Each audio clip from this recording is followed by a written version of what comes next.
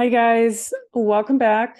My name is Laura, and today I want to talk about another controversial topic, which is, are Native Americans really native to their lands, and why possibly they're not, or not like they make it seem, or it was taught in history. So this might be triggering for some people, and if it is, maybe just don't tune in. Just don't watch this video is all I have to say at this point, but we're really trying to get to the ground of all of this. And it does appear that Native Americans were not necessarily the only natives to their land or the first natives to their land. So I guess it always depends on what you want to define as native, but it does not seem like they were the first inhabitants in this land. Now, I want to have another video on other countries such as New Zealand, Australia, and also Hawaii, all of that Polynesian, Indonesian tribal culture.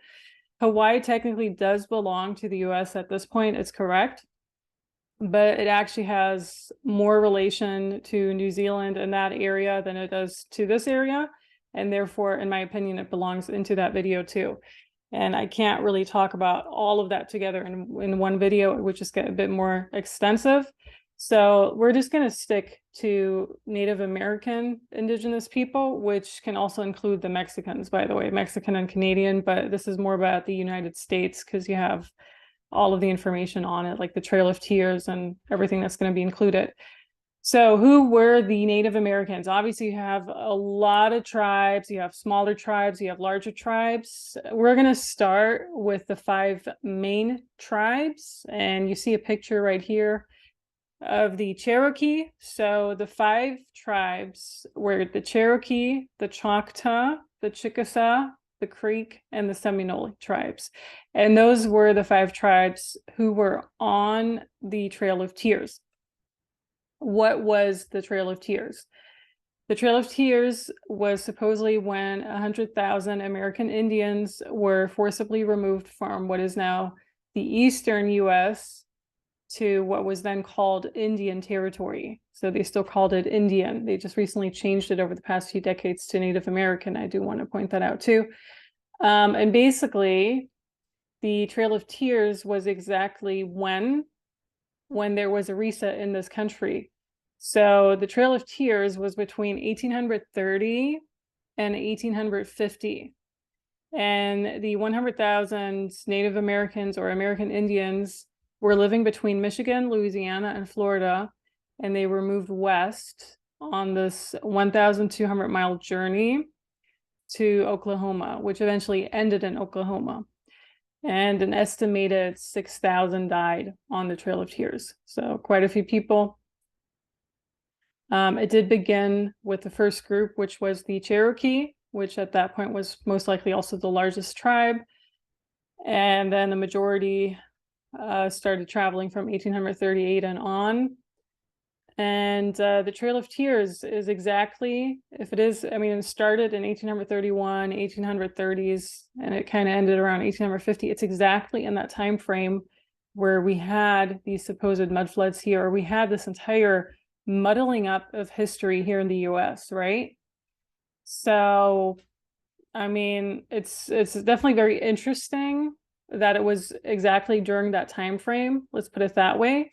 I mean, obviously, we can just believe the literature on it, and it's said that the Native Americans were treated brutally and everything, and due to the harsh conditions and the slave-like conditions as well, a lot of them died. But maybe there were also other factors. You know, the land at that point was pretty much unexplored too. And if we kind of throw in the entire giant history and possibly giants interfering when they were traveling west as well, there could have been a whole lot that happened, is my point. And so we'll get to that too, because we're gonna talk about who were the original inhabitants of this land. So there was this Trail of Tears, which was pretty awful, pretty brutal for the majority of tribes that were forced on it. And that was right during one of our resets here in this country. And you see the Cherokee here. So I actually want to get into the features of these indigenous people, of these Native Americans. you know, when you look at all the tribes, which I just said the 5 main tribes, but I also want to talk about the Navajo and the Inuit, which the Inuit are in Alaska, because you can really see it with the Inuit. There are certain features right here. Like this is supposedly a Cherokee woman. And I know she's not from the 1800s. This is more from the 1900s. For sure, this person would look more Mexican than anything, right? Like if you actually took a picture of a modern day Mexican woman and put it next to her, like there's a lot of these indigenous people. Whenever I go to Mexico, I always think like they're all related. I mean, I know it's the same continent and everything, but a lot of them have very strong Mexican indigenous features, in my opinion. And these are the Inuit. And here you can really see the very strong Asian features, right? And so these Asian features, which there's a specific country they're supposed to be coming from in Asia too, you see those very strongly in the Navajo culture as well, at least in my opinion. So this is just my very personal opinion. There's been no DNA test or whatever done or any type of other research, but from what I've just been observing, it's all just a huge mix. Like this person right here, supposedly Cherokee, but the nose is so different from the nose. Like when you look at all these noses in here, very strong Mexican. Like I know a lot of Mexicans, like the majority of Mexicans have indigenous features as well, like indigenous DNA most likely. But I just find they just very strongly look similar, right? As opposed to this one, looks a bit different.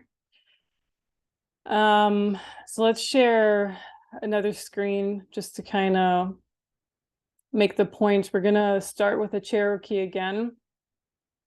This is just a random website. Okay, this looks a bit more intense. So you have that very strong feature, which is the nose. Also like the lips and just the high cheekbones, everything. But then you go down here and it looks completely different. Now, what they're saying here in this article is the Cherokee warriors were tattooed during deeply religious ceremonies and in connection to war. They had to qualify for such decorations by killing enemies in war. Warriors often used their own bodies as goal board to keep track of how many they had killed. The issue I have with especially shamans, also New Agers and other people, people who believe in spirituality, the issue I have with them glorifying Native Americans and Native American tribes, also the Mayans and the Incas and whoever, is simply because of statements like this. You know, there's an energy to this country which doesn't come out of nowhere, like this entire friction and warlike energy. It's just been re-emphasized with the most recent separation we've had over the past 100 or 200, 300 years for sure. But before the European settlers came, or the European immigrants, before all of that came over, you had the Native Americans here, and they were not necessarily at peace with themselves either. And so when I see anything online where another person, most likely another shaman who's not Native American, by the way, when they always glorify, oh, the poor Native Americans who died in the Trail of Tears, of course, such type of events are awful, don't get me wrong.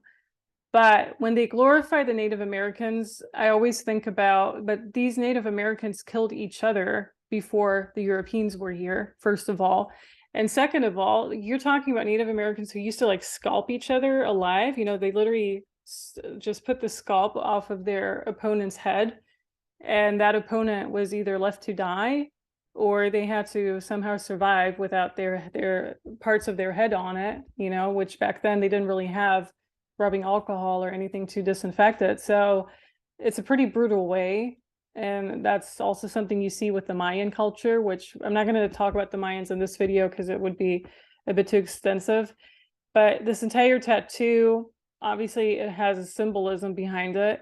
You also see the tattoos, so you do see them here in the Native American indigenous cultures, but for sure you also see them in New Zealand and I think Australia as well.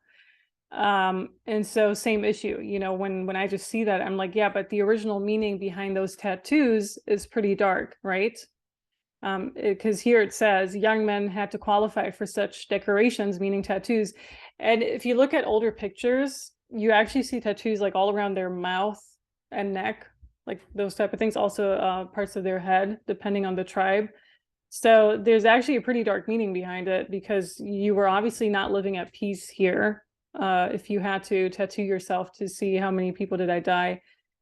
Okay, back to the actual features of these tribes. So I don't know how old these pictures are necessarily. I mean, the first camera came around in the 1800s, so they're not super, super old. They're not like 1,000 years old or whatever, but there's still certain features that you see. And so with some, the nose is just so different. Like with some, the nose is more prominent, and then in others, the nose is like literally very small, which I personally found very interesting, that the genetics differ so much between different generations and different tribes. You see all this symbolism on their art as well, which I'm sure if someone's watching and they're Native American, like, what is this? Is this part of a snake? What exactly is that? You know, it kind of reminds me of the New Age symbolism, which I already debunked in another video, and how it's just not part of being awake when you worship that. It has a deeper meaning behind it, which can keep you here for a longer time, or it can keep you trapped. It doesn't necessarily help in getting out of here, out of this matrix overlay. And then you have the Trail of Tears right here. Not a very good picture in my opinion, but once again, these people look very different from before, right? So you must have had different variations in all of these tribes. Like none of them really look alike from one generation to another. So this must have been the 1800s. I think this is a very new one, the color one. And then you have a video too. Yeah, so then all of these stars on it, Cherokee peace flag, everything. Oh, I guess you have the Indian symbols right here. So sun rays, horse, man, lasso. Yeah, the snake right here. Defiance and wisdom. That is so funny, because I actually have worked on people who had a healing by a Native American shaman, and I had to remove a whole bunch of snakes out of them. Not just Native Americans, but also New Agers like to put snakes in people without really knowing what they're doing. And those snakes are not good, I can tell you that much. So it's interesting that you see the symbol in their culture, depending on the tribe, obviously. So you have all these symbols here, what they could possibly mean. A bird, lightning snake. Yeah, a lot of snakes. I don't trust snakes. I'm not sure what the purpose of a snake is. Green corn ceremony. So this is the Cherokee, but originally it appears that all tribes came from the Clovis people. And so this would have been around Oklahoma, supposedly, which is where the Trail of Tears ended as well. But the Clovis people were here in the very beginning.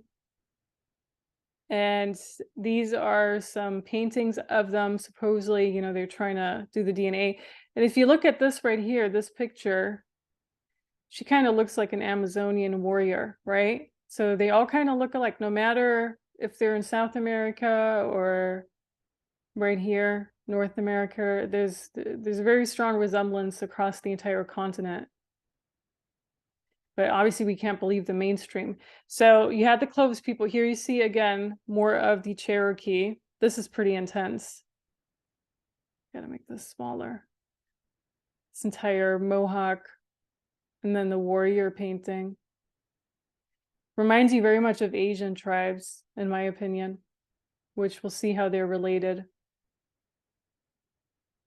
So what I gather, they're a mix between Asian and indigenous from this continent somehow, which is also why with the Navajo, you see very strong Asian features, like the eye shape is very Asian. And I just noticed that every time I'm in Arizona or New Mexico or even Utah, which is basically Navajo land, I always think, wait, you must be from Asia somehow, because you have strong Asian features. That's the Navajo specifically. So here you have the Seminole, and I guess this would be more of a modern day just, it always reminds me of Mexico. Mexicans, you know, right here. Not sure. I mean, she obviously had some lip work done, but yeah, you could look at those pictures yourself too. It is hard to find, like these right here, this right here, this picture right here. For me, that looks super Mexican. Maybe also a little bit African. So then you have the Navajo, this person right here, very Asian, strong Asian features. And that's more of the Navajo you have nowadays, of course. But if you look at this one, you know, this is a Wikipedia entry. So once again, we don't know, of course, how true that is. But I mean, this one just looks Asian. Just look at the eyes, right? Looks like a samurai wrestler or something, even. Samurai. This is an interesting picture, very intense. But you know, even within the Navajos, which the Navajos for me are the tribe I connect with the most because I had a lot of past lives with them. And every time I'm in Navajo country, which I spent 4 years living in Navajo country, by the way, the Navajos always approach me somehow. It's so weird. It's like energetically they know that I'm part of them somehow, or that I used to be a part of them, because your DNA is the same from lifetime to lifetime. So if you were Native American in a previous lifetime, you would still carry that energy imprint with you. And I just know, I think I was also part of other tribes, not just the Navajo, but with the Navajo, it was the most intense. And they always recognize me energetically. Like they always approach me. They don't do that with my friends. They don't do that with other people. It's always me. So if you had that happen to yourself, because, you know, Indigenous people can be more intuitive. I'm saying can, because not all of them are nowadays. You know, there's a lot of infiltration happening with like alcoholism and everything, but they can be way more intuitive just because they're more in touch with the land they're on. Or this one right here looks completely Asian. Okay, so that was the Navajo. More pictures here, and so Navajo are more like Southwest, spelled with a J, not an H. I've seen the H somewhere before. I'm like, nope.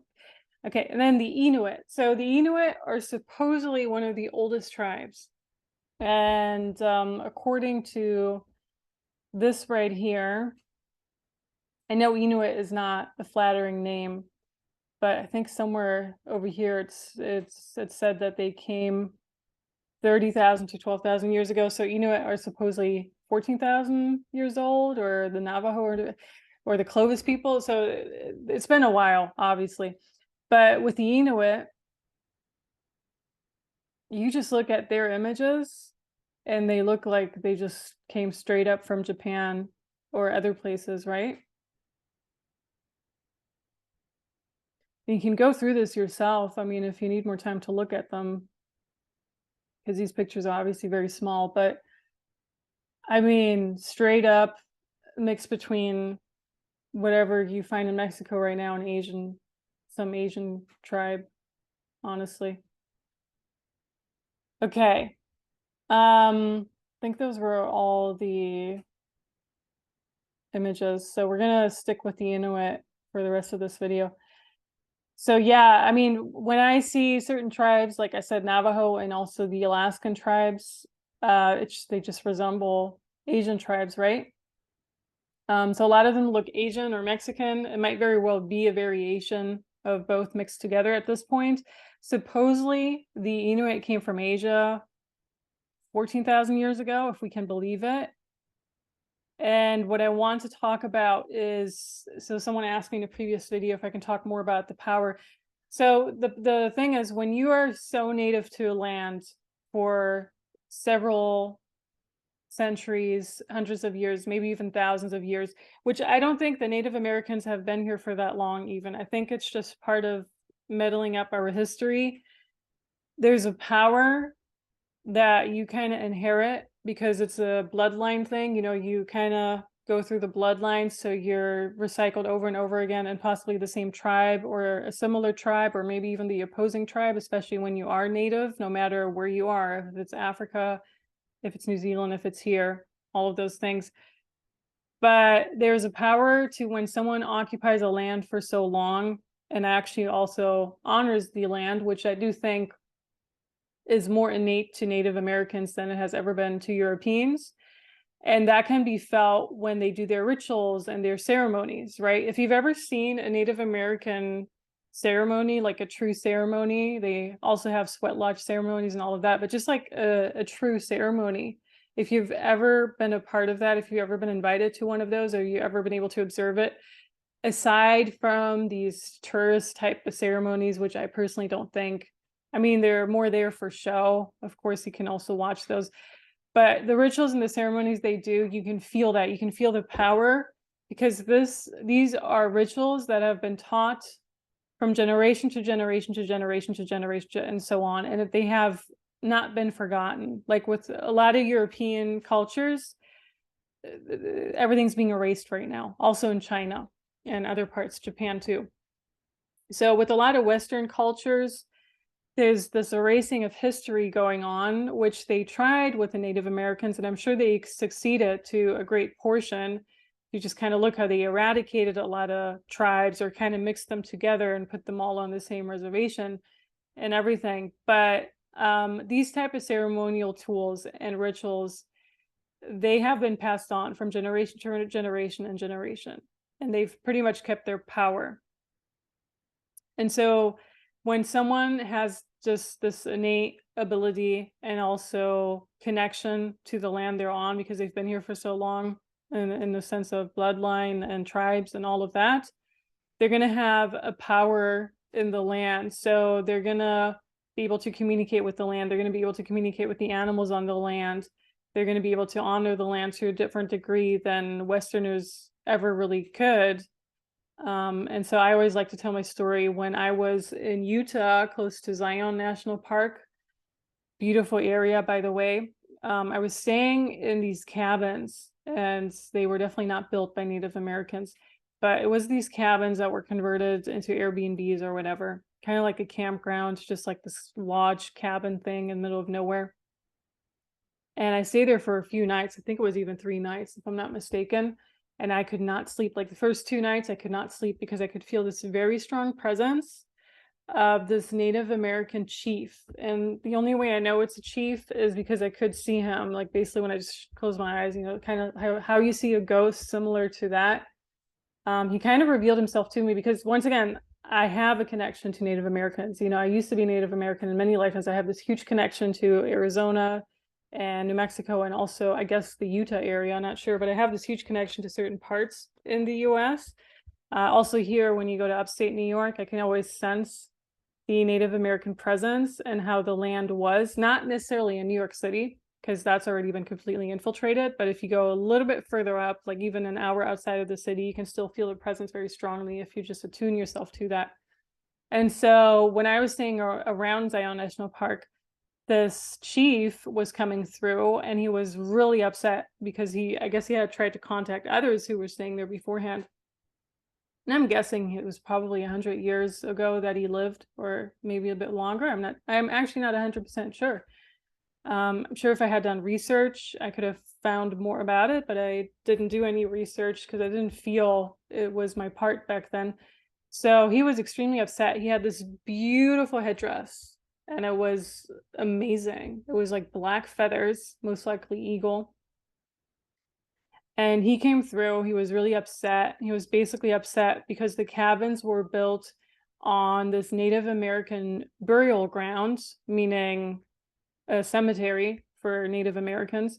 So whatever they use to bury their people, that's basically somehow the white people, I'm just going to say white people, Westerners, whatever, the settlers had kind of dug up again, and then over time converted into something. And then by the time I was there, it was converted into these cabins. It was pretty much in the middle of nowhere, I do have to say that. So it must have been pretty recent that they tried digging it up, maybe like 10, 20, 30 years ago or so.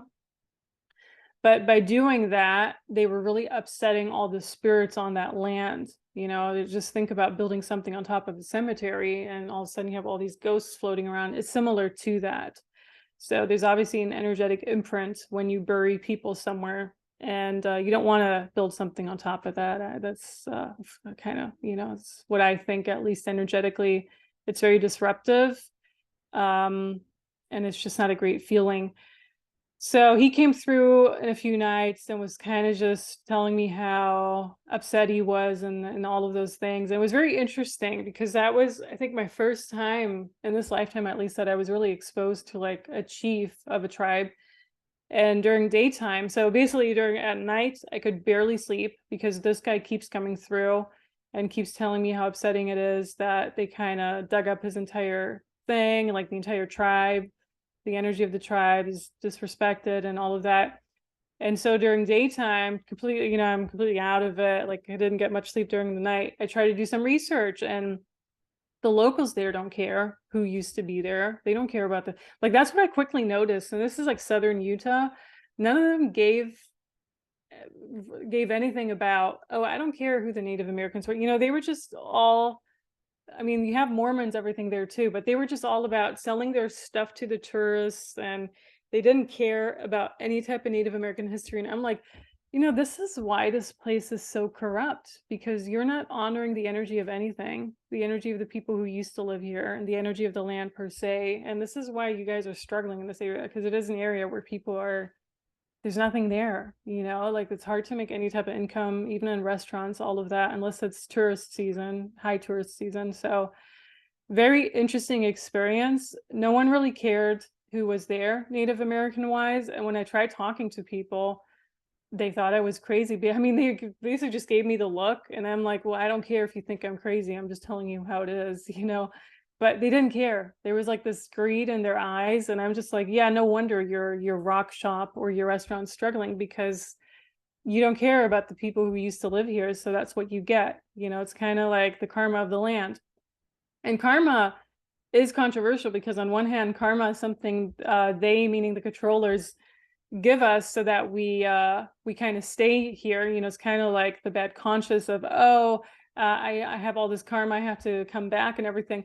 But there is some other type of karma, at least in my opinion, where if you really don't honor where you are, or you honor and respect the people around you, it is kind of going to come back to you somehow energetically. And that's, the latter is the one what I felt, especially in that area. I'm sure you have in other areas too.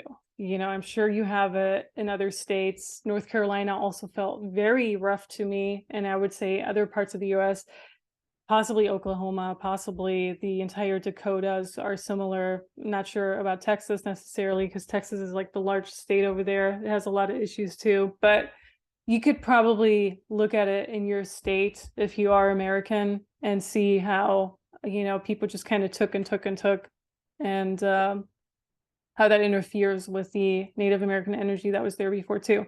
Now, I'm not saying all Native Americans were great. Absolutely not. They killed each other as well, but they did have a connection to the land. You know, they didn't necessarily over harvest it. They didn't take advantage of it. They didn't exploit it to the same degree that the people who came after, which is usually the Europeans and other people, the way they did it. So, there's another thing, right? Okay, so in my psychic protection course, I always like to mention the story where I was actually cursed by a Navajo street vendor because he literally just wanted to mess with me. He thought I was a regular tourist, a regular white tourist. And for some reason, you know, that's why I'm saying that all Native Americans deserve respect, in my opinion, because a lot of them really do like to just mess with people's, and this is not just Native Americans, also other indigenous people, especially in South America, especially in Africa. In Africa, you have the entire voodoo issue. Most likely New Zealand, Australia, similar. He basically just put a curse on an item that I had bought, and it was up to me to have it removed. And I did successfully remove it at the end of the day, but I almost had like 3 car accidents on the way to it. And it was this huge drama that I actually discussed in that course, and how you can remove your own curses and spells. So that's how I know that Native Americans, no matter if they're not even that powerful, or if they are super powerful, whatever they put their intention on, be it negative or positive, will come back to them in exactly that same energy. And so I specifically know Native Americans who think more negatively nowadays, because obviously their entire culture is being taken away. I mean, some of them live on reservations, and it's just, in general, it seems very unfair. And so when you, as a Native American, are in a negative mindset, you will experience more of that negativity. So it would be beneficial for you, every single human being out there, but especially Native Americans, and other indigenous tribes, for you to just think more positively, because you have the most connection to the land you're on simply because of your bloodline. And so another thing is, okay, yes, another thing that might fall into it before I get to my own insight here at the end of the video. Black people are not Native American, but Black people, meaning African American people, are not seen as African anymore by actual Africans. So if you see interviews with people from Africa, they're like, they haven't lived here in 300 years. They don't have any connection to Mother Africa, all of that. It is true to a certain degree, but it made me wonder, because obviously with their skin color and everything, they very much still belong to Africa in a form or another, simply, once again, maybe through the bloodline or DNA. But these Black people, these African Americans, were pretty much displaced from their home. And it made me wonder if that's what their agenda is, to displace all of us from where we are the most powerful, through the entire immigration and the traveling and everything that's there. I mean, also, when you're somewhere, let's just say you stay somewhere your entire life, it can feel like you're entrapped energetically. So for me personally, I always think it's good energetically to switch it up and to travel somewhere, even if it's just somewhere for a few weeks or whatever, or just to kind of get out of your home country, your home place, and live somewhere else for a little while, for a few years or longer. But at the same time, I was thinking maybe they are trying to displace us, because we're from certain parts too. Like the Irish are from Ireland, the British are from England, all of that. Kind of like displace us energetically and confuse us energetically with that too. And so technically the land does not belong to anyone. That's what I want to say as well, because land is land. And so this entire idea of buying it, putting a home on the land, not honoring the land in that sense, it all kind of comes together, because our native, where technically the land doesn't really belong even to the natives, right? So it doesn't really belong to anyone. But the land is being severely abused right now by these huge industries, by these huge corporations. And I also have a land healing course. So if you want to know how to honor the land in the right way, you can take the land healing course, because that explains it very well. It's a longer process. Now I'm going to get to the psychic insight. Are Native Americans really native to their lands? What I saw when I tapped into that was Native Americans being chased and running away. And a lot of times they did have like a spear or something like that, so it's one of their tools that they had back then. And Native Americans were always on the go. So I know some of them probably stayed in the same spot and had their own crops and everything. But somehow the energy that I got from Native Americans, specifically here on this continent, was they were always on the go, always running. And then the image that I got was like they were running from the giants or other mammoth-like creatures. The mammoths are these humongous elephants, or supposed, wherever the elephants came from, but which I don't really believe either. I think similar to the entire dinosaur story, right? Like something doesn't really make sense, and some people are saying the dinosaurs didn't really exist in that way either. So you had these huge creatures, which could have been mammoths, could have been elephants, and that technically, no, this is the land of the giants and no one else is native. Also, this land has very harsh conditions, and that most natives were very nomadic.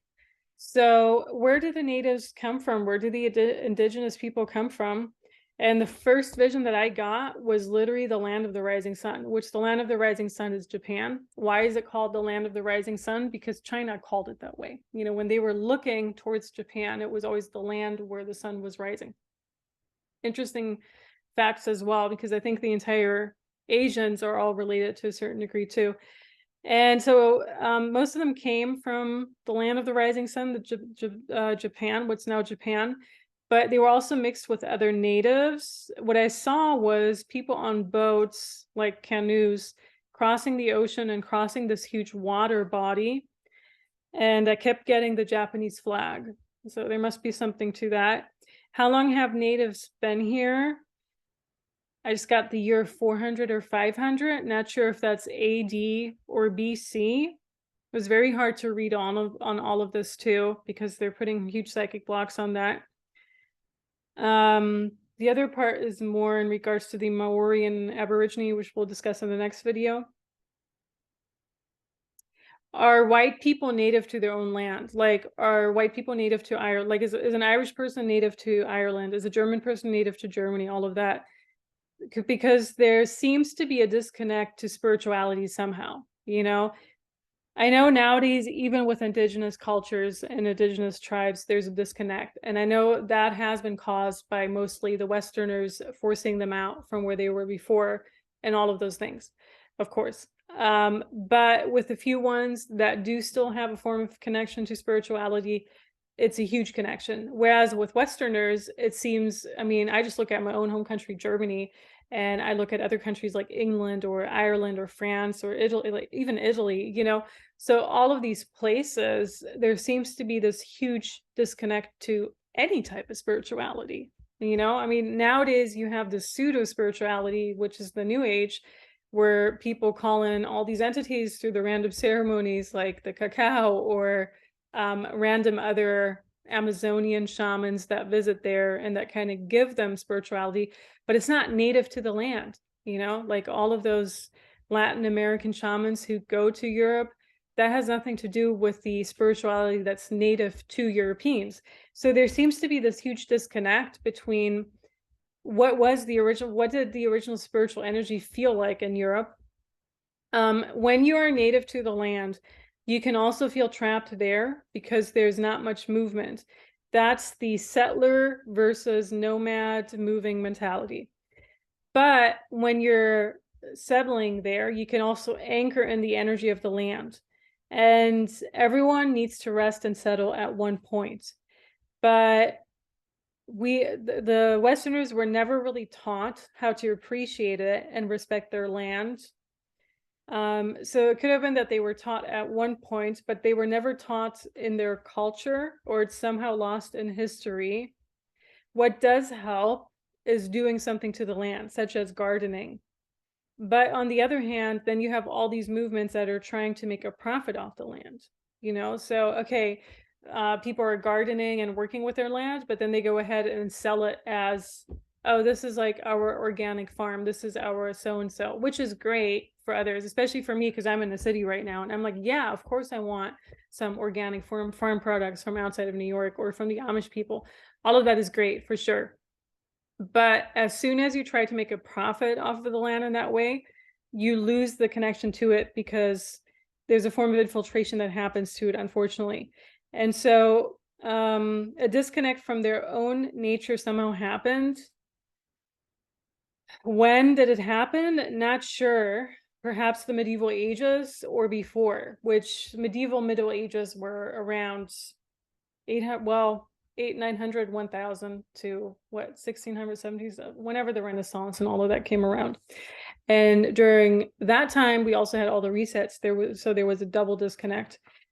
And what this really reminded me of was when I was driving through Monument Valley back in 2021. And back then we were obviously still in the middle of the pandemic and everything. But, you know, I was talking to this one person over there who was a tourist. He came from Switzerland. And he was saying how he's going to sleep in a teepee overnight and he's going to pay so and so much. I think back then it was like $100 per night and everything.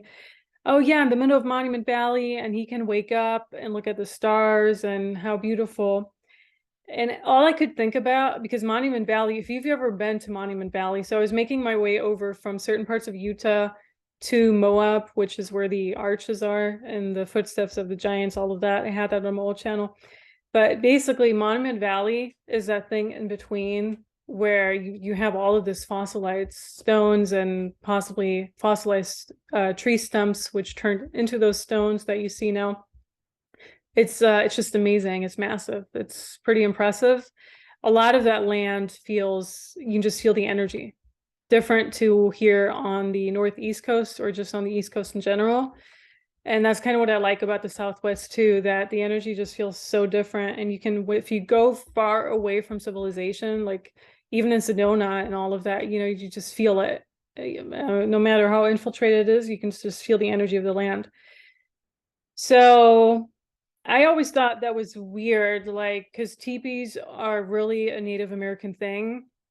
And if you wanted, as a tourist, to experience that, I don't think it's something you would necessarily should do for just one night. You should be doing that for at least a week or longer to really get into that culture, you know, to really honor that culture.